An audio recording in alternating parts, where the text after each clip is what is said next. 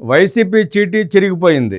కాంగ్రెస్ వైపు చూస్తున్న జగన్ రెడ్డి. అనంతపురం జిల్లా పెనుగొండ నియోజకవర్గానికి సంబంధించి జగన్ ప్రభుత్వంలో జరిగిన స్కాములు, భూ కబ్జాలు బయటకు వస్తున్నాయని, తప్పు చేసిన అక్రమార్కులందరూ చట్ట ప్రకారం శిక్షకు గురికాక తప్పదని రాష్ట్ర బీసీ సంక్షేమ శాఖ మంత్రి ఎస్ సవిత స్పష్టం చేశారు. రాష్ట్రంలో వైసీపీ చీటీ చిరిగిపోయిందని, కాంగ్రెస్ వైపు జగన్ చూస్తున్నారని తెలిపారు. పట్టణంలో 10 లక్షలతో ఏర్పాటు చేయనున్న ఓపెన్ జిమ్ కు మంత్రి సోమవారం భూమి పూజ చేశారు. ఈ సందర్భంగా తనను కలిసిన విలేకరులతో మాట్లాడారు. జగన్ హయాంలో జరిగిన అక్రమాలు, స్కాములు ఒక్కొక్కటిగా బయటకు వస్తున్నాయన్నారు. అక్రమాలకు పాల్పడిన వారందరూ చట్టపరంగా శిక్షకు గురికాక తప్పదన్నారు. జిల్లాలోనూ భూ కబ్జాలు, స్కాములు జరిగాయని, వాటిని వెలికితీసే పనిలో ప్రభుత్వం ఉందని తెలిపారు. తప్పులు చేయకుంటే భయం ఎందుకని, అక్రమాలకు పాల్పడిన వారే భయపడతారని తెలిపారు.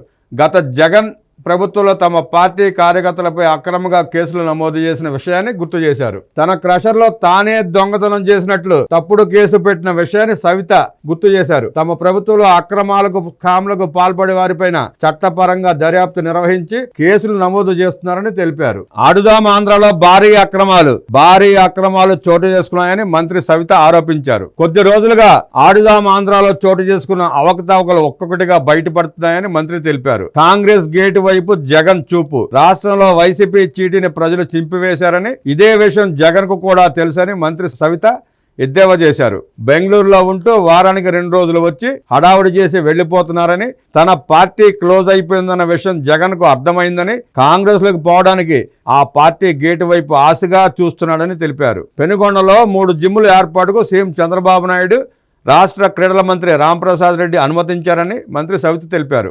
దీనిలో భాగంగా 10 లక్షలతో ఓపెన్ జిమ్ ఏర్పాటుకు భూమి పూజ చేసినట్టు తెలిపారు. ఆరోగ్యకర సమాజంతోనే రాష్ట్ర అభివృద్ధి సాధ్యమని సీఎం చంద్రబాబు నాయుడు నమ్మకం అన్నారు. అందుకే రాష్ట్రంలో క్రీడల అభివృద్ధికి అధిక ప్రాధాన్యమిస్తున్నారన్నారు.